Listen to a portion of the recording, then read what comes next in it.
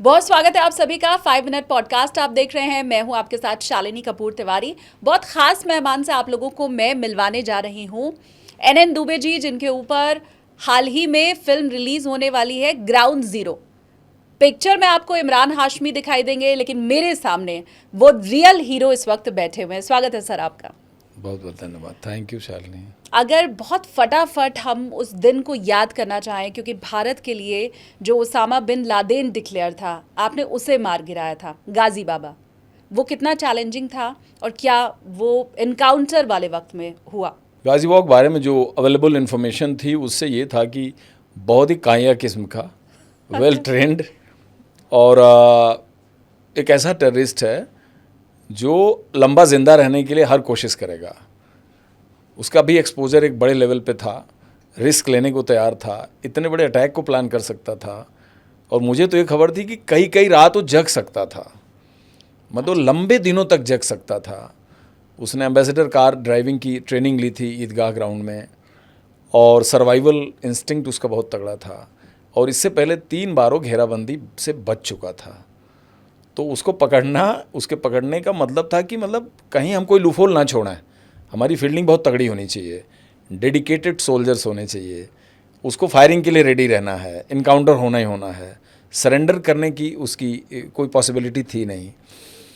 और जो उसका डिप्टी चीफ पकड़ा गया और जो उसके पहले के इंडिकेशंस थे, वो बड़े ही ख़तरनाक रूट की तरफ ले जा रहे थे हमको। तो मेंटली हम प्रिपेयर्ड थे, हमको पता था कि ये इसमें कुछ भी होगा। और ये मौका अगर चूक गए हम तो ये जल्दी हाथ में आने वाला नहीं है। और इसका एक एक दिन ज़िंदा रहना सिक्योरिटी फोर्सेस के लिए और वहाँ के अवाम के लिए बहुत बड़ा ख़तरा है। जितना ये सर्वाइव करेगा उतनी ही किलिंग करेगा। तो उसका पटाक्षेप करना था।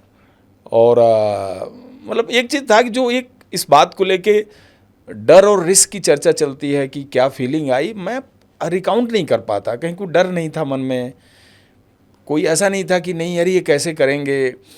Rather it was other way round. एक अपॉर्चुनिटी थी कि अरे इसको करना है, ये हमको मिला है, ये ऑपरेशन हमको मिला है। तब यही जोश होता था।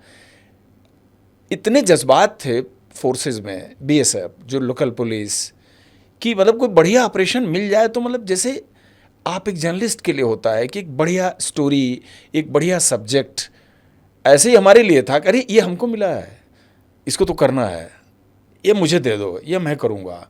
तो ये अपॉर्चुनिटी भगवान ने हमको दी। और वो तमाम ऑपरेशंस और वो काम जो हम 3 साल से कर रहे थे, और उसमें जो कामयाबी मिल रही थी शायद उसी वजह से हमारी झोली में आया। और इसमें मेहनत हुई, बड़ा ज़बरदस्त इंटेलिजेंस वर्क हुआ, बड़ा ही एक प्रोफेशनल इंट्रोगेशन हुआ।